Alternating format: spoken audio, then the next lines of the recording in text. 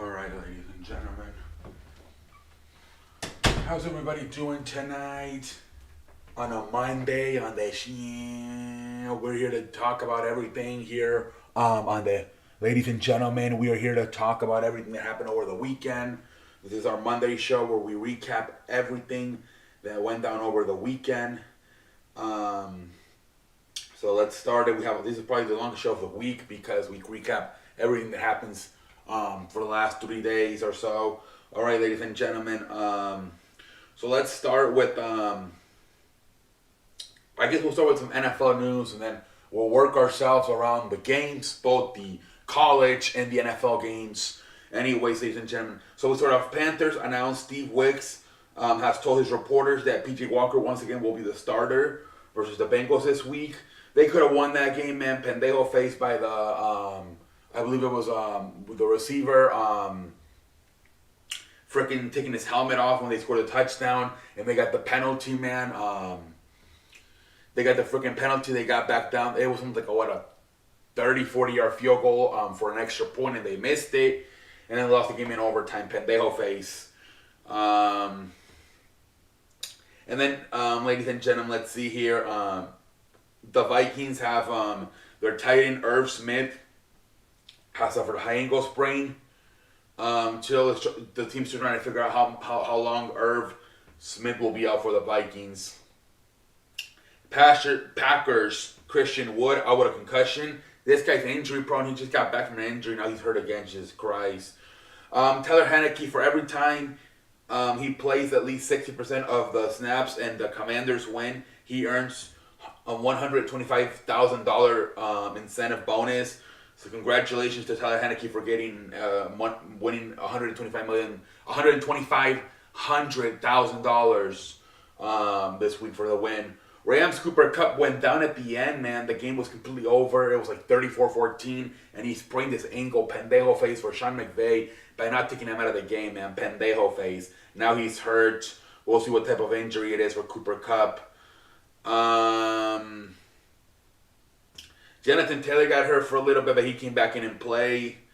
I think the Rams side end did get hurt a little bit too. I think it was a hand injury for Tyler Higbee, but I think he's okay. Congratulations to Bill Belichick last night winning his 325th game, man, passing George Halas for the second most wins in NFL history. Congratulations to Coach Bill Belichick as they beat the Jets. Congratulations, man. And then another achievement was made by the Texans long snapper John Weeks that made his 19 active NFL. He became the 19th NFL player to reach 200 career games played today. He's never missed a game. He's been on the Texans since 2010. So congratulations for John Weeks for playing his 200 consecutive game without missing any games since 2010. Congratulations, man. Lions announced that they will be inducting Barry Sanders into their Hall of Fame. Congratulations to Barry Sanders becoming part of the Detroit Lions Hall of Fame. Let's see here. I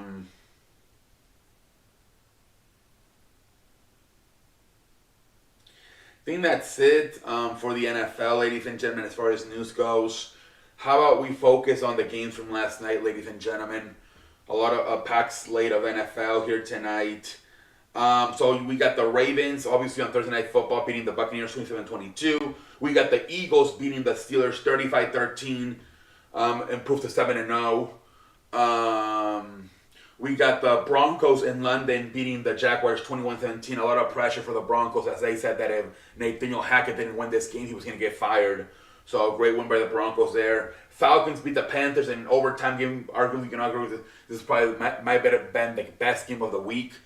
37-34. Falcons win it. Cowboys beat the hell out of the Bears 49-29. Justin Fields had a pendejo play as he, I believe he threw an interception to Micah Parsons. And instead of just touching Micah Parsons, he jumped over him and let Micah Parsons run for a touchdown. Man, the Bears, we thought they finally found something last week when they beat the Patriots. They took a huge step back this week, giving out 49 points to the Dallas Cowboys, man. Pendejo face. A huge step back for the Bears. Dolphins beat the Lions 31-27. Dolphins getting back on track. They haven't lost the game. They are They are 5-3, and I believe they're undefeated 5-0 when Tui Tagovailoa has played. I think all those other 3 games was either the game he left, the Thursday night game he got hurt, and then the other 2 games he missed. But I believe when Tui Tagovailoa starts and plays the entire game, they are 5-0. Are the Dolphins, man? So keep it up, Dolphins. Tyreek Hill, Jalen Waddle, man, great ass games. Tui Tagovailoa threw for 382 yards, 3 touchdowns. Freaking Tyreek Hill had 12 catches for 188 yards, and Jalen Waddle had 8 catches for 105 yards, 2 touchdowns. They are really doing a great job using both Tyreek Hill and Jalen Waddle, man. Jesus Christ. Like I said, 382 yards, 3 touchdowns. Mike McDaniels is doing a great job with that team as they improve to 5-3. Vikings improved to 6-1, beating the Cardinals 34-26. Nice win for them. Saints just beat the shit out of the Raiders 24-0. Man, a lot of people complaining, man. What's going on, Derek Carr, man? Only 101 yards for Derek Carr. 0 touchdowns, 1 interception. But what is going on in Las Vegas, man? I don't know, man. Only 38 yards rush as a team. Mac Hollins again. I don't know why he keeps throwing the ball so much to Mac Hollins. He led the way with 7 catches. And then you freaking got guys like Hunter Renfrow, only 1 catch.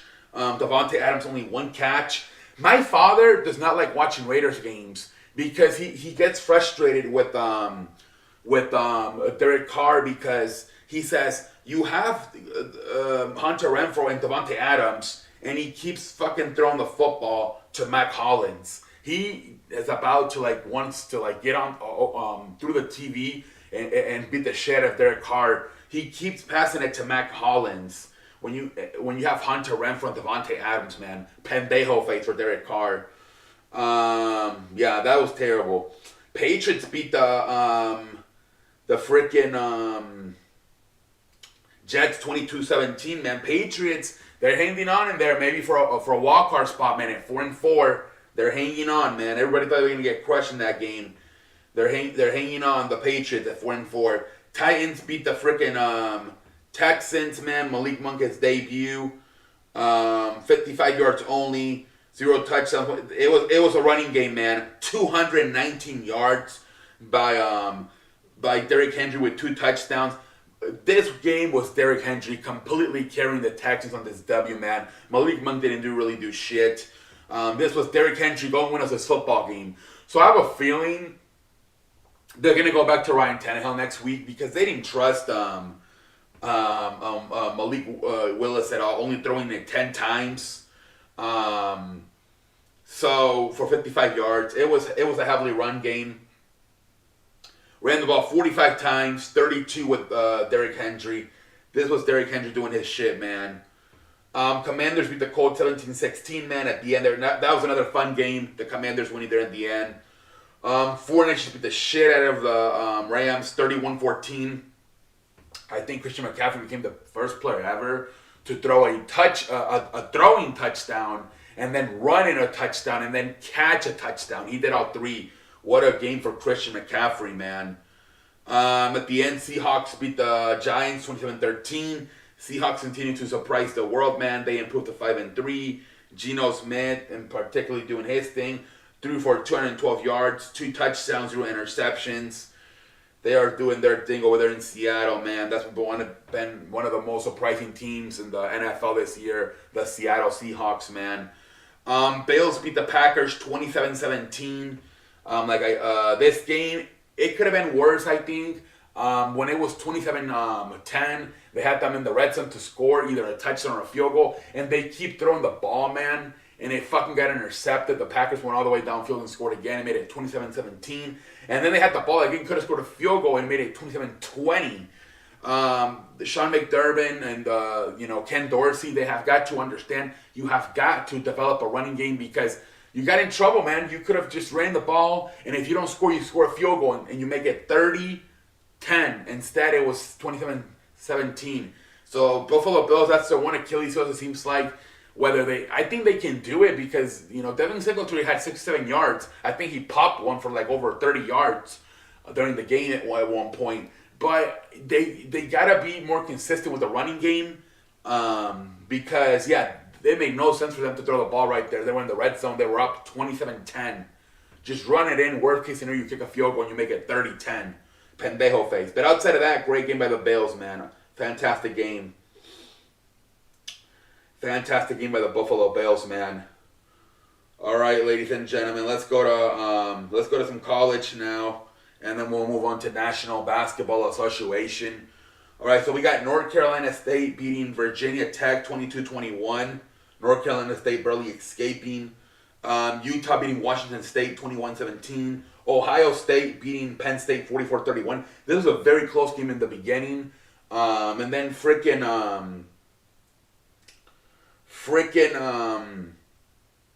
because at one point, in the freaking fourth quarter, Penn State was freaking winning this game 21-16, man. In the fucking fourth quarter, they were up 21-16 at one point.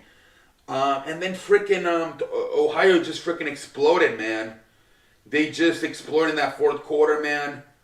And they scored 44 points. They finished with 44 points. They freaking scored, what was it, like 32 points in the fourth quarter alone. They had 16 going into the fourth quarter, and they scored like 32 in the fourth quarter to win it 44-31, completely outscoring Penn State like freaking 32 to fucking 10 in that fourth quarter, and that was a difference maker. Ohio State just exploded in that fourth quarter, man. Jesus Christ. TCU beats West Virginia 41-31. TCU continues to be kind of a surprise, man, as they improve to 8-0 on the season. TCU, man. Notre Dame upsets Syracuse 41-24. Well, it wasn't even close. Jesus Christ. 41-24, Notre Dame upsets Syracuse. Notre Dame sits at 5-3. Playing better now. Marcus Freeman possibly starting to figure some stuff out with Notre Dame. Georgia beats the shit out of Florida 42-20. Oregon pretty much, kind of beat the shit out of California too, 42-24. Oregon, another team, they're not, outside of that first game in the season losing to Georgia, they've been playing really good football at 7-1. It seems like they don't really miss Mario Cristobal, at least not in year one. We'll see in the future. And then this game, it wasn't even close. It was an upset, but it wasn't even close in dominant fashion. Kansas State upset Oklahoma State 48-0. It wasn't even close. Jesus Christ. I don't know what the hell happened to Oklahoma State here tonight. Jesus Christ, man. And then we get another one here. Louisville beating Wake Forest 48-21. Louisville with the upset. Some of these upsets were not even close. Like, they were ass whoopings. Like, Notre Dame 41-24 upsetting Syracuse. Kansas State 48-0 upsetting Oklahoma State. Louisville upsetting Wake Forest 48-21. These were not even close, man. Illinois beats Nebraska 26-9. Illinois playing some good football. We got another one. Central Florida upsetting Cincinnati 25-21. That was more of a closer one. And then we got another one, which is a little bit kind of a blowout too, and that was Missouri upsetting South Carolina 23-10. And then freaking Tennessee just beat the shit out of Kentucky 44-6. It wasn't even close, man. They beat the hell out of them. Tennessee, man, fantastic football. They improved to freaking 8-0 on the season. They have a win over Alabama. Does freaking Tennessee, man. That offense is a juggernaut. They put up freaking 52 on Alabama a few weeks ago. I think they play Georgia next week. We'll see what happens, man. USC gets back on track, beating Arizona 45-37. Michigan, same thing. They destroy freaking Michigan State 29-7. They got into a fight over there in the locker room after the game. The Michigan and Michigan State. They got into a freaking fight. I think it's being investigated by the NCAA. Jesus Christ, man. Ole Miss beats Texas A&M 31-28. Texas A&M is having one of the most disappointing seasons, man. They're 3-5, man. Jimbo Fisher, man, pendejo face for him. He might get fired. North Carolina beats Pittsburgh 42-24, and UCLA also gets back on track after losing to Oregon last week as they beat Stanford 38-13. All right, ladies and gentlemen, so that it is, man. The freaking top teams, man. Georgia at 1, Tennessee at 2, Oklahoma at 3. Excuse me, Ohio State at 3, and Michigan at 4, and Clemson at 5. All right, we'll see, man. They're probably gonna get updated. All right, let's go to the National Basketball Association, man. Ladies and gentlemen, here tonight on a Monday.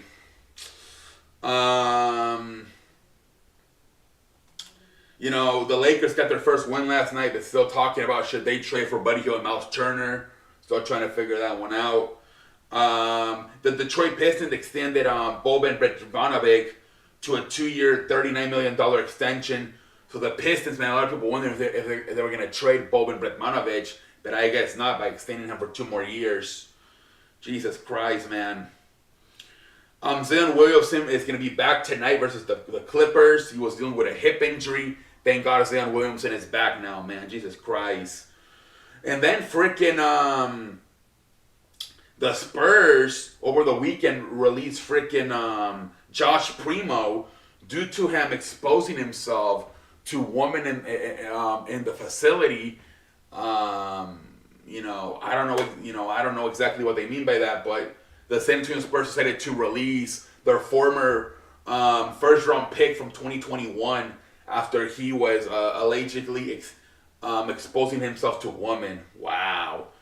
Jesus Christ. Josh Primo, potentially, not only out of the Spurs, but potentially out of the entire league.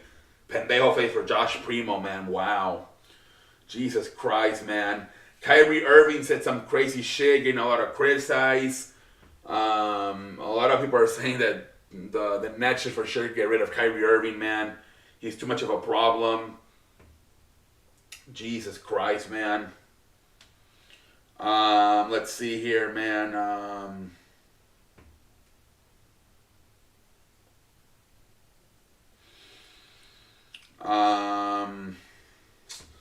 Let me see if there's more news. The National Basketball Association. Nets say Ben Simmons has been downgraded to questionable tonight versus the Indiana Pacers due to left knee. Ben Simmons is hurt now. Is he hurt or does he just don't want to play anymore, man? He don't want to play anymore, maybe, man. Sources: a former Spurs female employee has alleged that guard Josh Primo exposed himself to her, and she has hired attorney Tony Basile. Wow, this is the same attorney that represented the Deshaun Watson case. Wow, Josh Primo in a lot of trouble, man. Jesus Christ, man. Suns say center DeAndre Ayton will miss at least 1 week due to a left ankle sprain. Damn, huge loss by losing DeAndre Ayton for the Saints, man.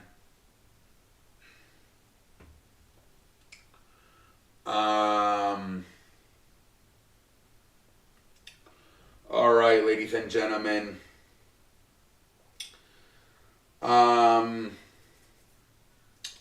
Let's look at the, you know what, no, well, let's just go to the MLB. You know, we got the World Series coming up, man. Let's look at any news, and then we'll talk about the World Series.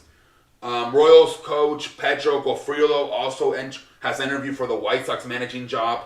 Known candidates are Pedro Gofrilo, Carlos Mendoza from the Yankees, Ron Washington, Joe Espada from the Astros, and Ozzie Guillen, believed to meet much bigger field, however.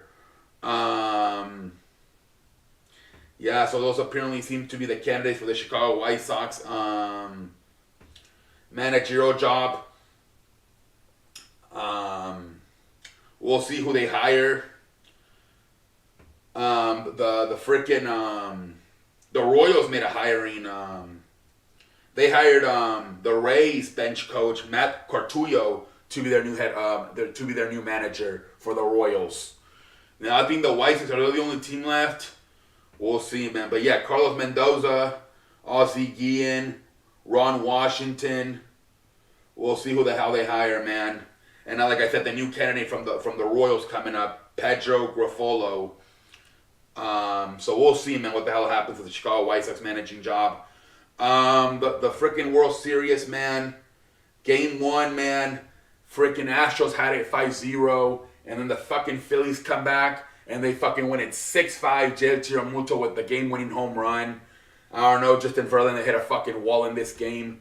Pendejo face for Justin Verlander. Kyle Tucker, man, he freaking hit 2 home runs in this freaking game. One in the second inning and another one in the third inning to make it 5-0. But then they chipped away in the 4th and 5th innings, man. And then at the end, man, they go to extra innings. In the 10th inning, JT Realmuto hits a home run to win it 6-5 for the Phillies. Great ass win for the Phillies. Heartbreaker for the Astros, man. Game 2 on Saturday. This game, pretty simple. Astros were just pissed off. You could tell, man. I think the first the first 3 pitches were back to back doubles by Jose Altuve, Jeremy Pena, and Jordan Alvarez, which they scored 3 runs in that first inning. And then they added 2 more in the 5th inning with an Alex Bertman home run, 5-0. And then the Phillies tried to come back again. They got a run in the 7th inning. They got another one in the 9th inning. But the final score was 5-2. Houston winning. So it is 1-1 going back to Philadelphia, where Philadelphia is undefeated this postseason. I believe they are 9-0 in Philadelphia. The weather, how's the weather going to be in Philadelphia? Is it going to be cold, rainy here? Last day of October as we get into November, it's just getting pretty cold. Let's see how the Astros do tonight. I believe it's Noah Syndergaard. It's going to be Noah Syndergaard versus Lance McCullers is the matchup, I believe. Noah Syndergaard versus Lance McCullers. So we'll see what the hell happens. Should be a fun one tonight, ladies and gentlemen. Should be a fun one. We'll see. And let's talk some. We still gotta do SmackDown. Jesus Christ. Let's talk some wrestling, ladies and gentlemen. Alrighty.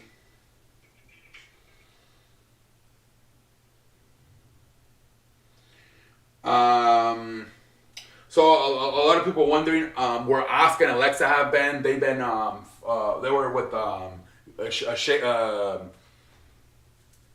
what was her name?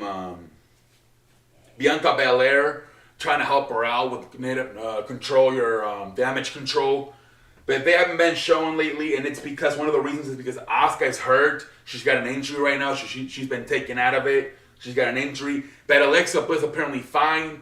But for some reason, because Asuka got hurt, they kind of don't feel it makes sense to show Alexa because it's still like it would be 2-on-3 now. But maybe that's why they attack what's her name, Candice LeRae, and then now they're gonna have Candice LeRae come along with Alexa, and she can kind of replace Asuka. Maybe that's why they attacked Candice LeRae on this week on Raw, because now she can kind of replace Asuka. And she and Alexa can now help Bianca Belair. So something to keep an eye on. But Asuka apparently is hurt. Bray Wyatt, man, somebody pitched an idea to Triple H saying that it should be Bray Wyatt versus Roman Reigns at WrestleMania. But then Triple H was like, no, because then what do we do? Roman Reigns wins, and then what do we do with Bray Wyatt? So thank God Triple H did not listen to that idea. That would have completely fucked up the Bray Wyatt already. So yeah, man. Unless he beats Roman Reigns, keep him away from Roman Reigns.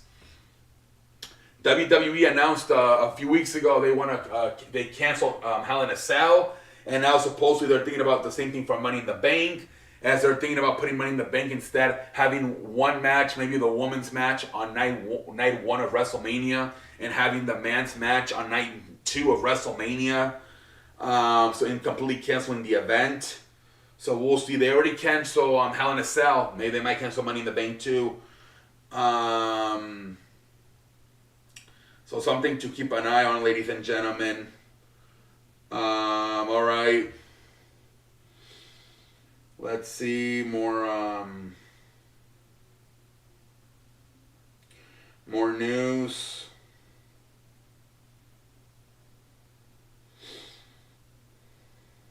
Lana, on an interview, she said that just like Vince McMahon, Tony Khan has his favorites, and that's why he won't book Rusev or Miro. And she pretty much saying that's the reason she doesn't, she loves guys like CM Punk and John Moxley and Kenny Omega over Miro, and that's why she won't book Miro MJF. So that's what her explanation was, is why Miro's not getting good work in AEW. Like I said, Triple H taking the Hell in a Cell out. Carl Anderson, apparently they fixed the whole situation with the New Japan Championship. He is going to defend it in a different date. So it looks like Carl Anderson and he still would be wrestling with New Japan. Tommaso Ciampa, they said he has a hip injury, had to get surgery, so he's going to be out for a few months.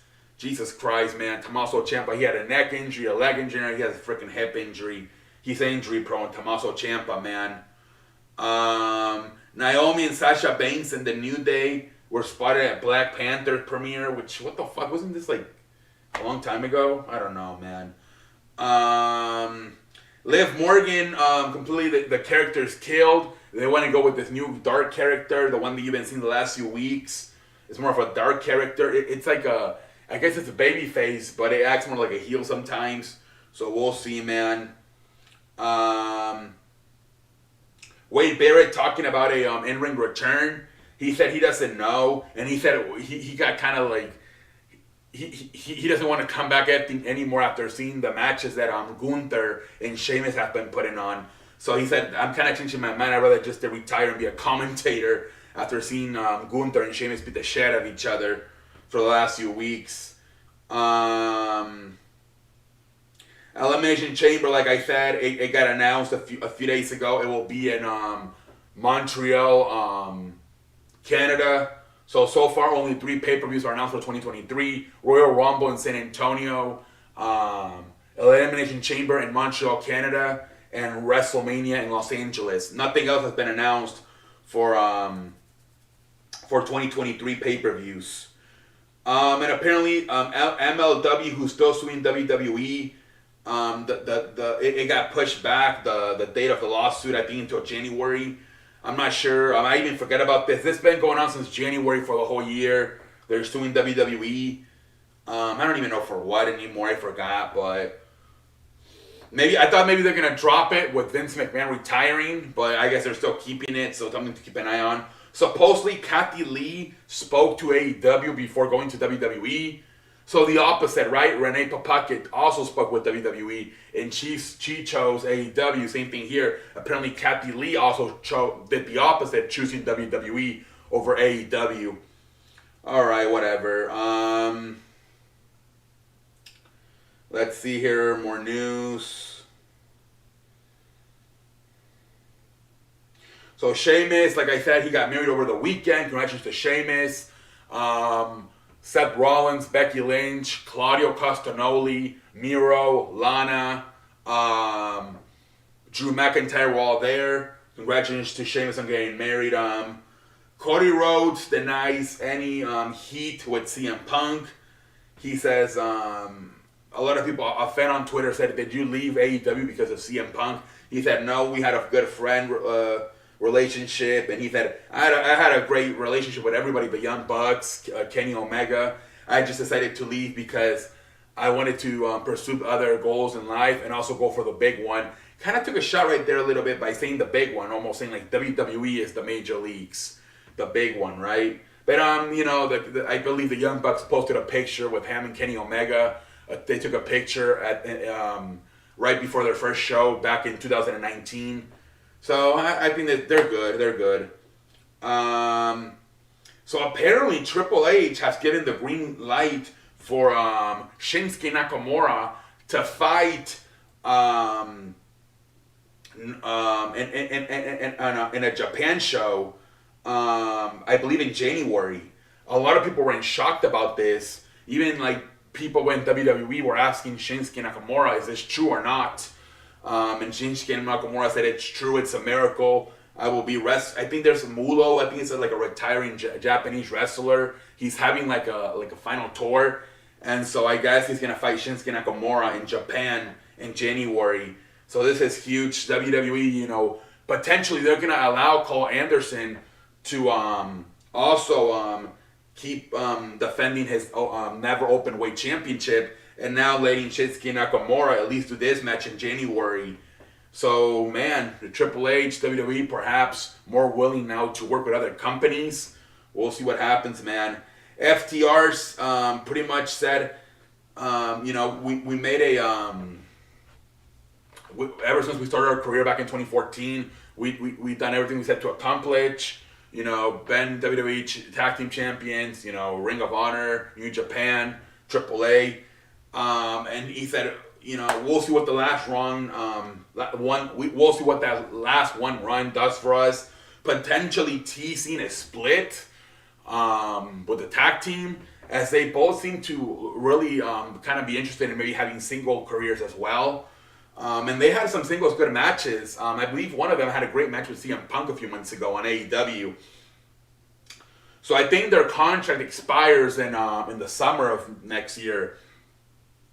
Could they potentially go back to a WWE or maybe split up? I mean, maybe they're saying one last ride as in the final few months of their contract with AEW. Who knows? But that's what they said, one last run. So are they going to retire? Are they going to split up as a tag team and go as singles guys? Who knows what the hell they meant by that, ladies and gentlemen? Who knows what the hell they meant by that? We'll have to stay and see, man. And also, apparently, also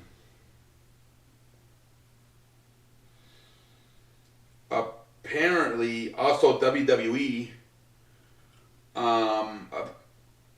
negotiated with another company. Let me see here.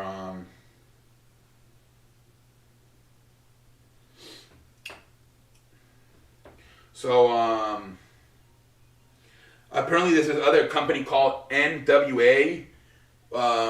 They also tried to negotiate with WWE about a partnership.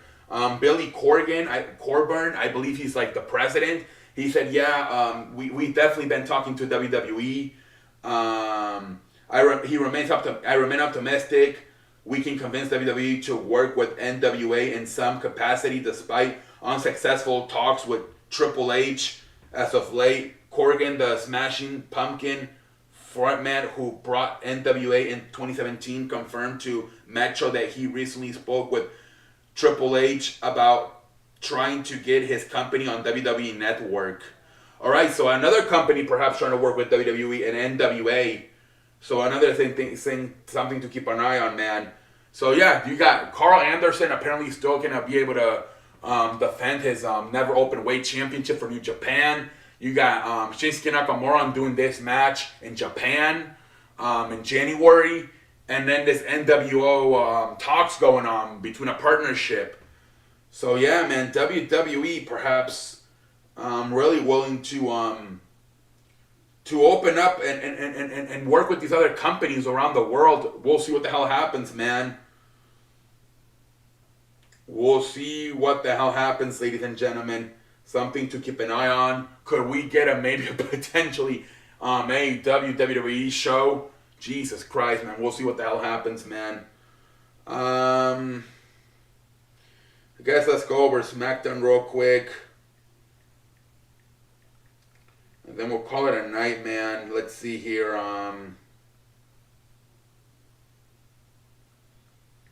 These freaking Monday shows are exhausting. 10, I don't even know, what was the date on, well, today's the 30th, so I'm assuming it was 28 maybe. Wait, yesterday was 30, 20, 30, so 28 maybe? I don't even know. Let's see. That's gonna get fucking problem trying to fucking find the date.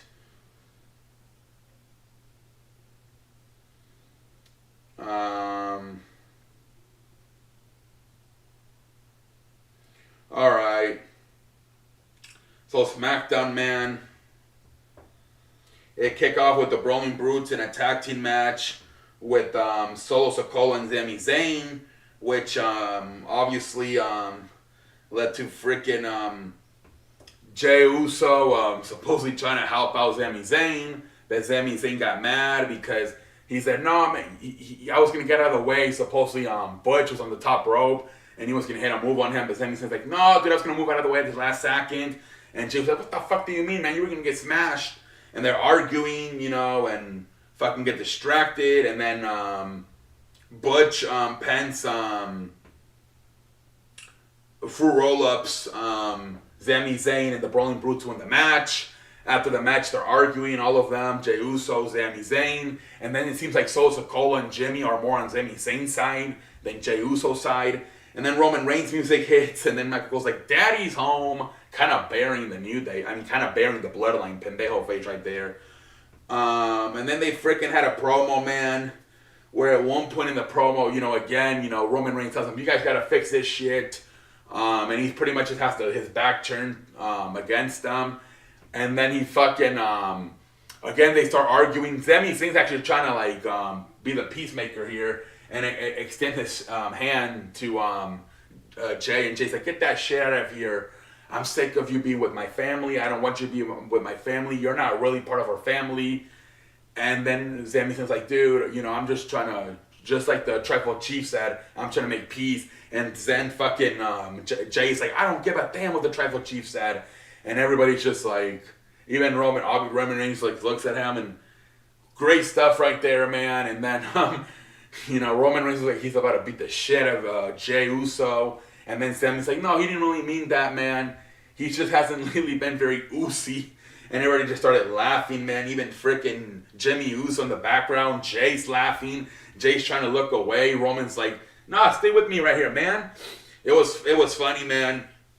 And then he pretty much tells them, which I don't think people kind of paid attention because they were just laughing, that he told them, if you don't get your shit together, what I'm going to do with Sami is I'm going to take that honorary Uso shirt away, and I'm going to get, and what we're going to do is we're going to rename him Sami Uso.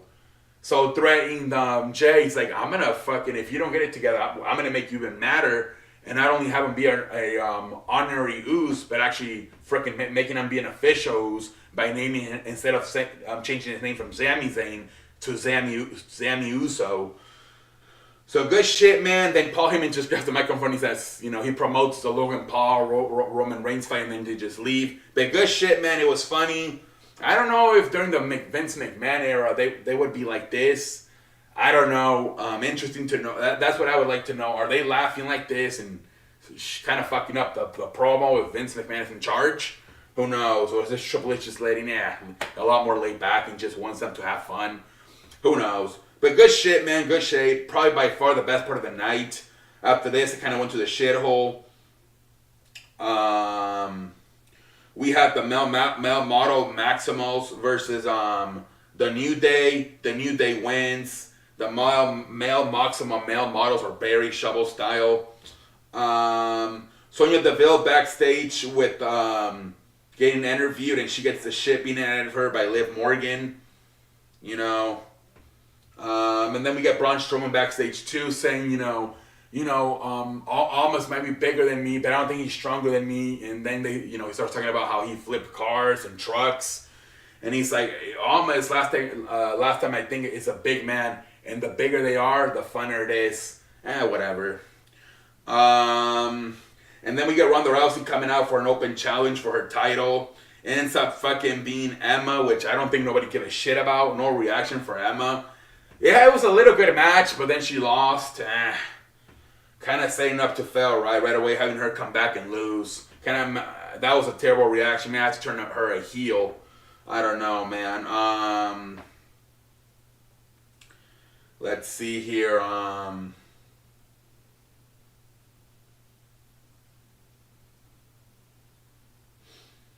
then we get Ronda Rousey and Shayna Baszler. Shayna Baszler pretty much congratulating her. And then freaking Natalia comes in and she almost like threatens Ronda Rousey. I'm gonna be the next woman champion, and freaking Shayna Baszler just completely chokes her out. So now, I mean, is Shayna Baszler now with Ronda Rousey? We'll see, man. Then we get Hit Row versus Legado del Fantasma. Everybody was wondering, maybe the NXT guy Carmelo Hayes is gonna be the freaking the new member with Hit Row, but it ends up being Shinsuke Nakamura. You know, whatever. But the thing about here is they freaking had Hit Row win the match, which like out of the Fantasma, man, you completely bury them already. Like they just came on the fucking main roster on SmackDown and they're already losing their first match. Or not their first match, but one of their first matches. This show kind of fucked up some of the booking, I think. They, you know, with these new guys, man, with Emma coming back, have her fight anybody. Why put her with the champion Ronda Rousey? And then same thing with Legado del Fantasma. You had them lose. I don't know about some of these booking ideas they were thinking about with this show, Triple H. Then we had a freaking segment with Paul Heyman and Roman Reigns where Paul Heyman puts a tape from Logan Paul's boxing and he's pretty much trying to like convince Roman Reigns, hey, take him seriously, man. He is a threat. You know, he tells him a story about Logan Paul breaking his hand and he got like metal screws put in his hand to put the bone back together. He's like, not only does he have a big, strong right hand, but it has metal inside it. Roman Reigns pretty much not buying into it. Kicks, tells Roman Reigns, tells Paul Heyman, hey, dude, just shut up. Go start the fucking car. We're leaving. And so, yeah, because it seems like they're more focused on the Sami Zayn storyline than they are in this Roman Reigns, Logan Paul shit. So, who knows, man? Whatever. Then we get Karrion Kross versus Madcap Moss. Another match nobody gave a shit about. Karrion Kross win. They couldn't do much because Drew McIntyre was also in the wedding with Sheamus. So he wasn't on SmackDown either. So they couldn't do much with that feud this week. And then we freaking had Rey Mysterio talking about how he thinks he can win the Intercontinental Championship next week. And then Imperium, Gunther just beat the shit out of him backstage. We all know Gunther's going to retain, whatever. And then we get Bray Wyatt coming out, man. And, you know, he starts talking. And then he gets interrupted again by our Uncle Howdy and shit like that. And pretty much, I don't, you know, at the end there he says,